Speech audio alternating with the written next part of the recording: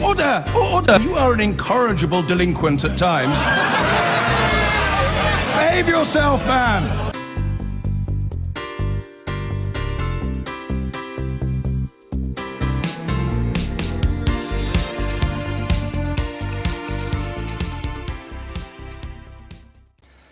Now, Theresa May has promised to trigger formal Brexit negotiations before the end of March, but the Prime Minister must wait for the Supreme Court to decide whether Parliament gets to vote in favour first. If that is the Supreme Court's conclusion, the Lib Dems and others in Parliament have said they'll demand a second EU referendum on the terms of the eventual Brexit deal before they vote to trigger Article 50. And last week, two former Prime Ministers suggested that the referendum result could be reversed. In an interview with the New Statesman on Thursday, Tony Blair said it can be stopped if the British people decide that, having seen what it means, the pain-gain cost-benefit analysis doesn't stack up. John Major also weighed in, telling a meeting of the National Liberal Club that the terms of Brexit were being dictated by the tyranny of the majority. He also said that there is a perfectly credible case for a second referendum. That prompted the former Conservative leader Ian Duncan-Smith to criticise John Major. He told the BBC, "The idea we delay everything simply because they disagree with the original result does seem to me an absolute dismissal of democracy." So is there a realistic chance of a second referendum on the terms of whatever Brexit deal Theresa May manages to secure? Lib Dem party leader Tim Farron has said, "We want to respect the will of the people, and that means they must have their say in a referendum on the terms of the deal." But the Lib Dems have just 8 MPs. They'll need Labour support if they're to get their way. One ally is former Labour leadership candidate Owen Smith. He backs the idea of a second referendum. But yesterday, the party's deputy leader, Tom Watson, said that unlike the Lib Dem Brexit deniers, we believe in respecting the decision of the British people. And to discuss whether or not there should be a second referendum, I'm joined by two big political beasts. In Somerset, the former Lib Dem leader, Paddy Ashdown, and in Shropshire, the former Conservative Cabinet Minister, Owen Paterson. Welcome to you both. Paddy Ashdown, let me come to you first. When the British people have spoken, you do what they command. Either you believe in democracy or you don't. When democracy speaks, we obey. Your words on the night of the referendum. What's changed? Nothing's changed, Andrew, and that's what I said, that's what I still believe in. But look, the British people have spoken. We will not block Parliament debating the Brexit decision, Article 50, but we will introduce an amendment to say that we need to consult the British people, not about if we go out, but what destination we would then achieve. And, you know, there's a vast difference in ordinary people's lives between the so-called hard Brexit and the soft Brexit. Soft Brexit, you remain in the single market, you have to accept a degree of immigration. Hard Brexit, you're out of the single market, it'll damage many more jobs, and we have no immigration. Okay. And, so you know, why didn't you tell us this before the referendum? Why didn't you tell us before the referendum that there would be a second referendum on the terms? I did. No one told I did. us that. I said, no, forgive me, I said it on many occasions. You may not have covered it, Andrew, but that's a different thing.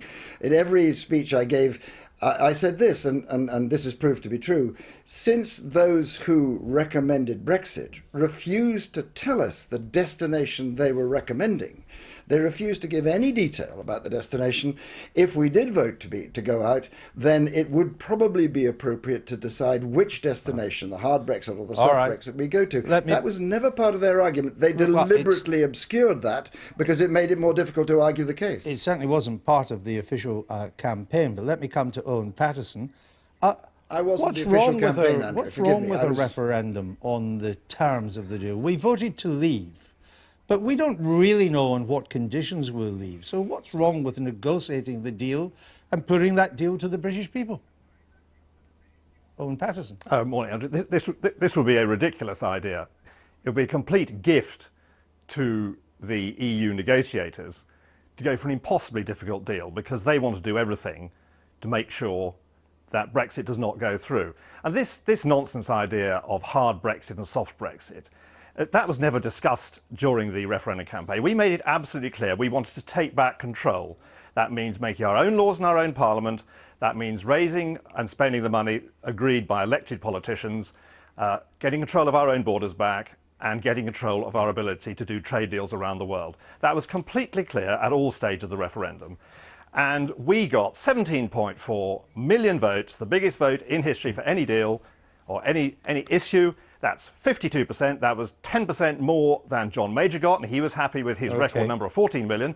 But it was 42%, and it's more than Tony Blair got, which was 43%. So we have a very, very clear mandate. Time and again, people come up to me and said, when are we going to get on with this? The big problem is uncertainty.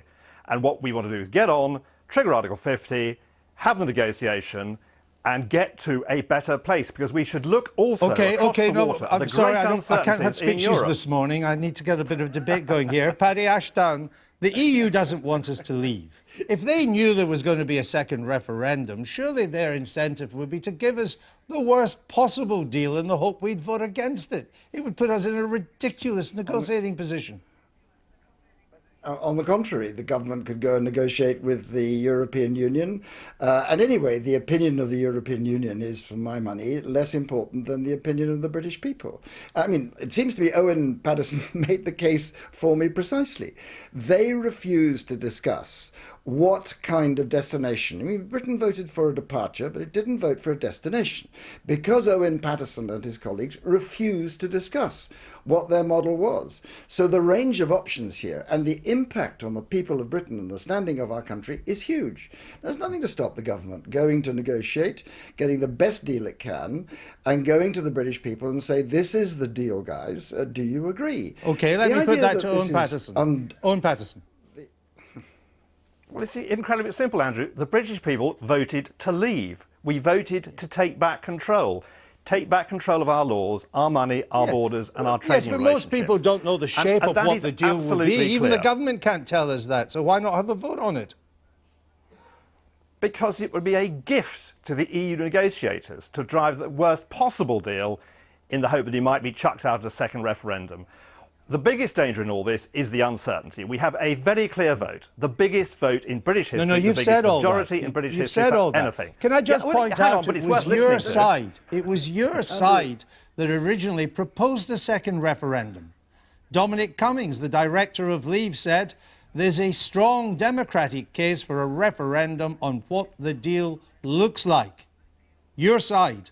Oh, come on, you're digging up a blog. I think it was June 2015, and Dominic, after a very interesting discussion with himself, it was an interview with The Economist. He said he'd not come to a conclusion. Come on, you can't hang it on that. He says, I think that's a distinct possibility. Yeah, and it was no senior members of the campaign ever said we were going to have a second referendum. What we did have, and it's worth chucking Paddy the quote that he gave on ITV News, whether it's a majority of 1% or 20%, when the British people have spoken, you do what they command. The British people voted to leave. People come up to me the whole time, people who voted to leave or to remain. When are you going to get on with it? When are we going to leave? When are we going to get our laws back? Of those people as well. But what do you say to that, Paddy Ashdown? Well, you asked me that question. Andrew hasn't been paying attention, obviously. Owen hasn't been paying attention, obviously. You asked me that question at the start. Look, Owen and his time really have to stick to the same argument. During the referendum, when many of us said the Europeans may have it in their interest to make a very tough deal for us, the argument that Owen and the Brexiters, but no, they won't, because they will suffer as well. And indeed, I have to say that in many ways that's proved to be right. The European Union does not wish to hand us a bad deal because it may well be proved that they will suffer in the process. So we need a best deal for both sides. If we have a second referendum, why Owen is now, I can't understand, Andrew, if you'll forgive me, why Owen is now reversing that argument. Well, we'll come to him in a minute, but here's the question answer this one for me, please. Here's the question. Here's the question I'm going to ask you. If we have a second referendum on the deal, and we vote by a very small amount, by a slither, to stay in, can we then make it best of three? I know, Andrew, no one would propose it. Well, Vince Cable has. Vince Cable says that Owen, he thinks that if you won, you'd have to have a decider to make it the best of three. You'll have to.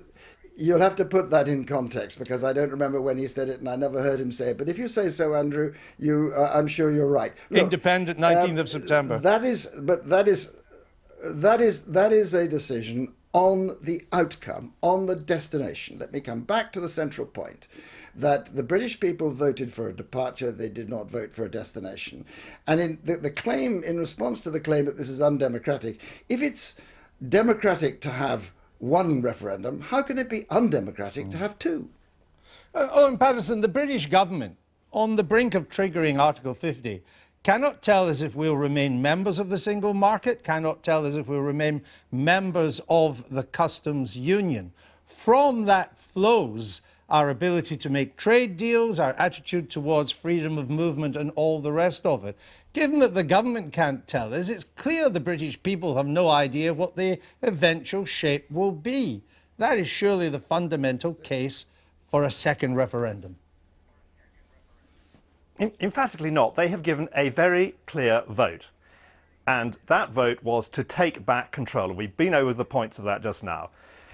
What the establishment figures like Paddy should really recognise is the absolutely shattering damage it would do to the integrity of the whole political process if this was not delivered. And people come up to me, as I've told for the third time now, wanting to know when we are going to get Article 50 triggered, when we are going to move to conclusion. Those people who voted to remain and voted to leave.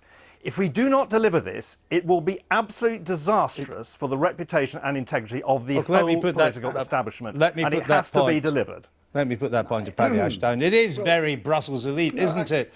We'll ask you a question, but if we don't like the answer, we'll keep on asking it till you give us the answer we like. They did it with the Irish, they've done it with the French and the Dutch, where on Lisbon they just stopped answering the question and changed it all. It would really anger the British people, would it not?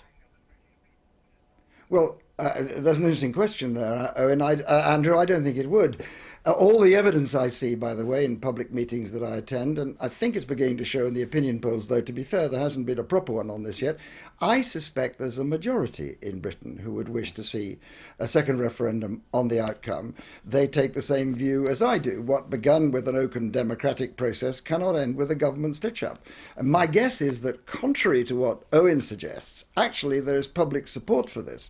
And far from damaging the government and the political class, it will be seen that we are prepared to listen. So I think it's win-win on all sides. All right, well, we shall see. We need to end it there. Paddy Ashdown, have you eaten your hat yet? Andrew, as you well know, I've eaten 5 hats. No, I've not seen any. You cannot have a second referendum until you eat your hat on my programme. We'll leave it there. Paddy Ashdown, Owen Paterson. Thank you. I've eaten a hat on your programme, Andrew. Oh, no, you didn't. I would have remembered that. Anyway, we'll leave it there. Thanks to both of you. Next week, we'll see the result of the by-election in Richmond, sparked by MP Zac Goldsmith deciding to resign from the Conservative Party over Heathrow expansion. But despite Heathrow and noise pollution being the official reason for the contest, the Liberal Democrat and Labour candidates are clear that on the doorstep, Brexit is the main concern in this constituency, where 72% of people voted to remain in the EU. Well, I took a trip to Richmond and I started off by speaking to Zac Goldsmith, who backed to leave, and I asked him whether he could really run as the anti-Heathrow choice when all the main candidates are in opposition to a third runway. You could have any candidate from any party and they're all going to be opposed to Heathrow expansion in this constituency. The issue is not just about passive opposition, it's about who's going to win this campaign. And there is a reason why the Heathrow villagers, whose homes are going to be destroyed if it goes ahead, are knocking on doors for me. They've never backed a candidate in any election before. There's a reason why all the anti-third runway campaign groups, who've been assiduously apolitical for years, are knocking on doors for me, publicly endorsing me, taking a risk in doing so. And there's a reason why Heathrow has pointed their finger at me as the main obstacle. I am the person who is most likely to see off this threat, and people know that. So if I get a big green light from my constituents, despite the kitchen sink having been thrown at me by the Lib Dems, that will be a big mandate, no matter how big the majority. Are you trying to pull the wool over voters' eyes a little bit here, though? Because the Conservatives aren't running a candidate against you. You've had Conservative MPs out campaigning for you. You're just the de facto Conservative candidate, aren't you? There is a reason why there isn't a Conservative candidate. I'm very happy there isn't. Because they don't want to split the vote. It's not that, actually. It's because the local Conservative group, all the councillors, all the association members, collectively and individually wrote to the party centre and said, even if you put up a Conservative candidate, we're going to back Zach. That would have meant the entire party would have to have been expelled from the party. It would have been the end of the Conservative Party in this part of the world. And I love that they did that. One, it means there's no Conservative candidate. It doesn't test people's loyalties. But two, I love the fact that local Conservatives feel as passionately and strongly about this issue as I do. They're willing to be expelled from the party, damaging their careers on principle, and that is a wonderful thing in politics. It's also very rare in politics. So if you say that you're not the Conservative candidate, will you take this opportunity to rule out ever rejoining the Conservative Party? I haven't just said I'm not the Conservative candidate. I am not the Conservative candidate. I am the independent candidate in this contest. So are you going to stay independent? Absolutely. I don't believe people should cross the floor without going back to their electorate in a by-election. I can absolutely assure you... That's a bit of a wiggle room there, though, isn't it? Not at all. If you have another election, you could be... I can guarantee I will not be asking people to take part in another by-election. I don't do this for fun. No one likes elections. They're not fun. How about a general election? Horrific Things normally. They are things designed to get you elected to be able to do the things you want to do. That's why I'm standing in this election. What about a general election? I mean, you've shown me a politician in the world who can talk 2-3 elections ahead. I'm not going to do that. I've got a massive campaign on my hands. I've got a massive challenge for the next week. If I'm elected, I will be the independent. I'll be the independent all the way through this parliament. Who knows if I even stand in the next election. It would be the height of arrogance to start putting this one in the bag and working out what I'm going to do at the next one and the one after that. I'm just not going to do that. So the door's still slightly open then to rejoining the Conservative Party? I could join the Monster Raving Loony Party in 5 years' time. I'm not thinking ahead that far. My job is to get elected now, send a message to government and win this campaign. Speaking about how you'll handle the government if you do get elected again, you of course voted to leave the European Union. What do you make of how Theresa May is getting on trying to deliver Brexit? Well, like I have said, I don't think the government should be bickering with the judges after the ruling we had a few weeks ago. I don't see any upside in that at all. I think this is an issue that should go to Parliament, but I would caution Parliament against trying to block Brexit. I don't think, incidentally, there's any prospect of that happening. I mean, you could send 15, 20 new Lib Dem MPs to Parliament. It's not going to stop Brexit from happening. I think the leading Remain campaigners in Parliament, people like Hilary Benn, have made that very clear. That the issue now is what kind of Brexit, how are we going to, what role Parliament will have in that process. And I think Parliament should have a role, of course. I was a parliamentarian. I hope to become one in a week's time. I think Parliament has a big role to play. And what's your view on where we should end up? Should we be in the single market? Should we be in the customs union? Like you, like everyone watching this programme, I mean, it is frustrating that we can't see the details of the negotiations. The government's got its cards close to its chest. That is frustrating, but it's also right. The government should have its cards close to its chest. As we repeal and repatriate the laws that are relevant to Britain but based in Europe at the moment, they will go through the same level of parliamentary scrutiny as any other legislation, and I hope to be there to take part in that. I have a particular interest in environmental rules and regulations, for example. But the final deal has to involve good access, but it's a spectrum, but good access to the single market combined with more control over our borders. But there is a tension there, and it's for the government to work out the best possible deal. But I think Theresa May made a catastrophically bad decision in relation to airports. But I think she's an evidence-based person. I think she's a level-headed person, and I think she and her team will do a good job. But she shouldn't be fighting the judges on Brexit? I don't think so, no. I just think it's a time-wasting exercise. I think it's the wrong look for government. I don't think there are any really strong arguments against it. Zach Goldsmith says that this vote is all about Heathrow, but for his Lib Dem rival, there's a bigger issue at play: Brexit. We actually started our campaign talking about Heathrow, but as we went around and we were talking to voters, and what we found was Brexit was the thing they really wanted to talk about. People are really concerned about the future for this country once we've left the EU, and they're really anxious about what's going to happen next. And what position are you standing on? You're effectively saying that the referendum should be rerun. No, but that's not what we're saying. What I've said in my campaign is that if Article 50 comes to Parliament, I will vote against invoking it. And the Article 50 decision happened after the campaign started. But what we really want is, once it's clear what terms we're going to leave the EU under, what it means for free trade, what it means for freedom of movement, once we're clear about all of those terms, to put that to the people in another vote so that they get a clear choice between the actual terms of leave and remain. So it is another referendum in effect? Yeah, it's a second referendum, but it's not rerunning the first referendum. It's very much the next step. It's more about blocking the first referendum. Not at all. It's about making sure that we've carefully considered all of the implications of leaving the EU, and that we're making a considered decision. Now, I'm a bit confused because you did write a blog post previously where it was a slightly different message. You said, Britain's leaving the EU, OK, I accept that. I don't think that we should rerun the referendum. So I wrote that blog post before the Article 50 decision was made, and that was at the time when we didn't think we would have a vote in Parliament on whether or not to remain. So, I mean, I've actually been completely consistent. I want us to remain in the EU. That's what I really, really want. And if we can't do that, then at the very least we need to remain in the single market. Nothing I wrote in my blog post contradicts that. Well, it says here Britain is leaving the EU, OK, I accept that, and you're saying you want to remain in the EU? Absolutely, I want to remain in the EU. There was nothing in my blog post that contradicts that. You accept that Britain is leaving the EU, but you want to remain in the EU. For me, that is a bit of a contradiction, isn't it? I don't think it is. I mean, it's one thing, you know, I personally really, really want to remain, but the country voted to leave. So, you know, that's where we're at. The country have voted to leave, but I still think it's in our best interests to remain. So that's what I will be fighting for if I win this by-election. So accepting the EU referendum result surely means accepting that Britain's leaving the EU, but you're saying that you'll vote against Article 50. As I said, I wrote the blog post before the Article 50 vote, before the Article 50 decision in Parliament. So at the time I wrote the blog post, we didn't know that there would be an option to vote to remain. How much of the pressure are you feeling ahead of this by-election? There's been lots of talk about a Lib Dem fight back, but this is the moment that everyone's going to be focusing on, isn't it? Yeah, I mean, I'm not thinking too much about the implications. I'm just working really hard on this campaign. I'm doing everything I can to help us win it. I've got a good team around me, got loads of volunteers coming from all over the country. We've got a really, really positive vibe, and we're just going to do the best we can.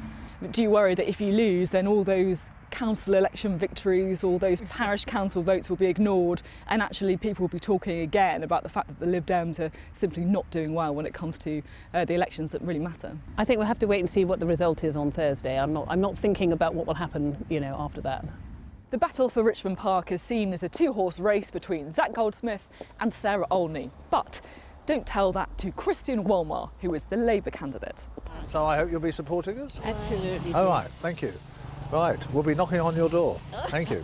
Well, I can't give you any tea. They've tried. That's all right. That's all right. I'll survive without the cup of tea, but if I get your vote, I'll be very pleased. You will get my vote, sir. Thank you. All right, thank you. Well, you are Labour, not I am Labour. I'm absolutely Labour. I'm not Zac. Let's be honest, it's a two-horse race. You haven't got hope, have you? No, I think the key point to understand is that there's an awful lot of people here who believe in Labour values, and they're very pleased to see us here, and they'll be voting for it. So, but there's not enough, though, are there, to get you over that winning line? Well, we have to see that on the day of the count, don't we? I can tell you that the reception I get on the doorstep is absolutely wonderful. You know, people realise that we're offering an alternative that neither the Lib Dems nor the supposed independent are. So what do you think this referendum is really about? Is it about Heathrow or is it about Brexit? This is not a referendum. This is a by-election that is not about Heathrow, because actually all three main candidates agree about Heathrow. We're all opposed to the expansion. So all sorts of other issues have been coming up on the doorstep. And crucially, the key one is Brexit. And that's what people want to talk about. And it's very clear that they're not in agreement with Zac Goldsmith, who has supported leave and continues to support leave and wants to get out of the EU as quickly as possible, whereas the constituency are very worried about it. So do you think that there should be a second referendum? Well, there's a long way to go. I think, first of all, we have to look at the parliamentary process, and there must be, at some point, a vote in Parliament. Now, if they try and put forward a single sentence Article 50, I think that's unacceptable. We have to know in Parliament what is being voted upon, and not just kind of trying to rush through something and giving the executive, Mrs May, total power over what happens. So would you be prepared, if you become MP, to block Article 50? I'd certainly be prepared to vote against a single line Article 50, because it would just be unacceptable to pass on all that power. But I think it won't come to that. I think that what will happen is that the government will have to present some detailed proposals to Parliament before Article 50 is enacted. So if you're saying that you are prepared to block a single line Article 50, that's not the position of the Labour Party or Jeremy Corbyn. Do you think that they've got it wrong? There are people inside the Labour Party who are absolutely supportive of that. There's different views in the Labour Party, just as there are different views in the Tories. And you've got a different view to Jeremy Corbyn? Well, I've got a view about Article 50 that I think is very clear, that we should not vote on a single line Article 50. And Keir Starmer, who is the Brexit shadow minister, has said precisely the same. We need to hear more details about it. What would happen, for example, if the idea was that all the workers' rights in the EU would be dispensed with as part of the negotiations? Clearly, we couldn't vote for that. If you had to rate Jeremy Corbyn's opposition to Theresa May on Brexit, what would you give him out of 10? Jeremy Corbyn has made very clear that he thinks that the government's performance on Brexit has been appalling, that they are not defending workers' rights, that they're prepared to write off all sorts of things that we see as absolutely essential in maintaining. So what's your number then? Go on. I'm not going to, it's not my business to kind of give scores to my leader. I hope you'll give me scores about how I'm doing in this by-election. As well as Zach Goldsmith, Sarah Olney and Christian Wolmar, there are of course some other candidates in the Richmond by-election. This is the order that they appear on the ballot. Howling Lord Hope is running for the monster raving Looney Party. Maharaja Jammu and Kashmir are running for the Love Party. David Powell is running, Dominic Stockford for the Christian People's Alliance, and Fiona Sims is running as an independent. And you don't have to wait long to find out the result. That will be announced on Thursday.